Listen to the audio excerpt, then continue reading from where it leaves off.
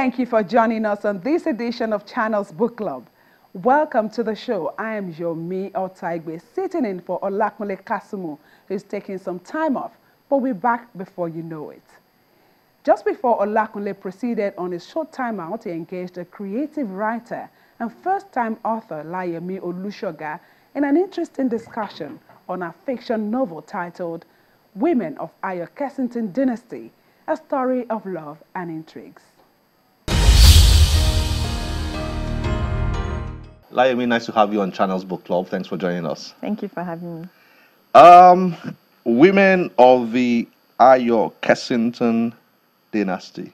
The first thing one will notice about your book is there's a lot of creativity in it. You know, from the cover design, then the font you used to write the name, and then the plot of of the story itself.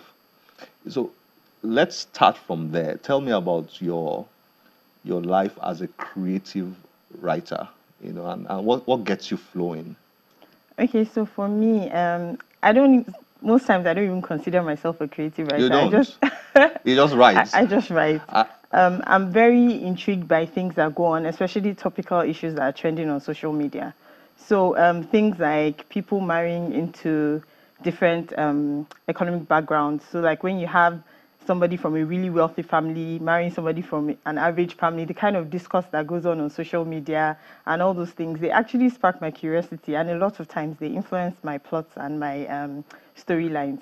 So I guess for me, my creativity is sparked by what's going on around me. You just look around and then from there you create your... Yeah. But when did this writing thing start for you? I mean, you've been writing a fictional column for quite a while, you know, and this is your first published novel. Yes, it is.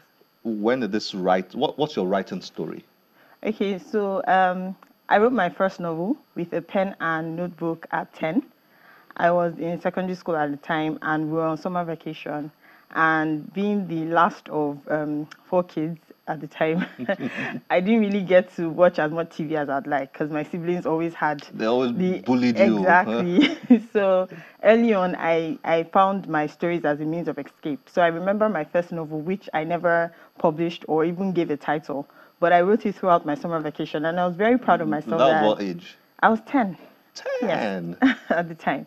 And I remember the story even till now. And for me, I think at that point, my older sister discovered the book. And she was like, oh my God, did you write this by yourself? Or did you read this somewhere?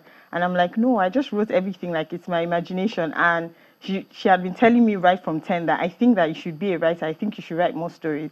And so as I got older, I didn't even consider writing like a career path or something that I could make money off from. I just used to write for free. And a lot of times I wrote consistently without even putting my name. Because for me, writing was just something that gave me joy. So I would write a column, it would go viral, and I would even put my name on it. And it wasn't up until about 2015 that I actually started, you know, really thinking about this writing thing as a serious career path for myself and a serious business. And so that was when I started my publishing journey in 2015, and then got published in 2017. Is that the story of a lot of writers? That love for literature while very young, and then it blossoms into writing, and that I've heard that a lot. Yeah. That's a common story that cuts across a lot of writers. Is that correct? It's correct, because every writer is obviously somebody that would love to read, and so reading is a habit that you pick up from when you're quite young.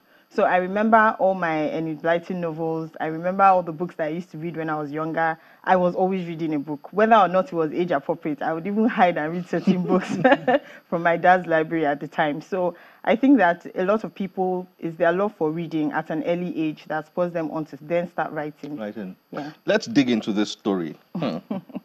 I said you must be a very wicked type of writer. I mean, the way you crafted one of the things that fascinates me about creative writing is, you know, the power the writer has, you know, to just to create destinies, you know, to turn stories around. You are taking this character in this direction, and then suddenly in the middle of the book you take him in that other direction, and the reader, the poor reader, is left confused, and but it's for those who are out there. Let's paint a picture of the story generally. So the central character is Angela. Yeah. The book is actually like a diary. Yeah. So the central character is Angela. So what happens to Angela? Okay, so Angela is your average girl next door from a very humble background who hasn't really discovered herself because she's had a father figure missing in her life, and she didn't get a sense of identity from her mother, who was a single mother and was more concerned with trying to provide the basic needs than filling that fatherhood gap that was missing in her life.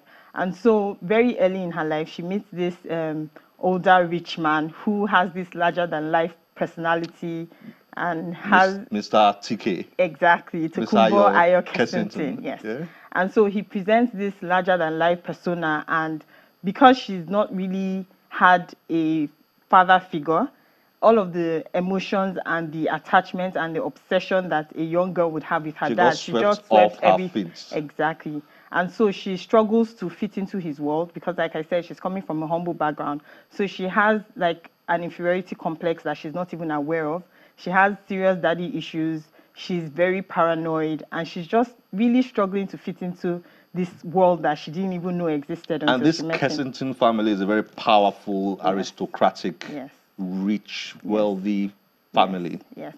So it's one of those families that you read about in the tabloids, and there's always some scandal they're covering. And of course, the key person behind the entire dynasty, the Duchess, who is her mother-in-law. The mother of